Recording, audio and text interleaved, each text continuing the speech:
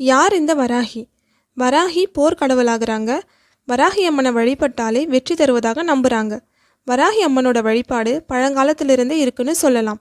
குறிப்பாக ராஜராஜ சோழனோட வெற்றி தெய்வமாக வராகி அம்மன் இருந்திருக்காங்க. ராஜராஜ சோழன் பெருவுடையார் கோவிலை கட்டுறதுக்கு முன்னாடி அந்த கோவிலுக்கு வராகி அம்மன் காட்டுப்பன்றியா உருமாறி இடத்தை காட்டியதாகவும் அந்த இடத்துல தான் தஞ்சை பெருவுடையார் கோவில் கட்டியிருக்காங்கன்னு சொல்கிறாங்க. அதுக்கு ப்ரூஃபாக வராகி அம்மனுக்கு ஒரு சன்னதியை அமைச்சு வழிபட்டு வந்திருக்காங்க. வராகி அம்மனோட கதையை பார்க்கலாம். வராகி அம்மன் பார்வதி தேவியோட அம்சமாகறாங்க. குறிப்பாக துர்காதேவி மகிஷாசுரன் அழிக்கிறதுக்கு முன்னாடி சும்பன் நிசும்பன் ரத்த பீஜன் என்ற அரக்கர்கள் அழிக்க சண்டை போட்டுருக்காங்க.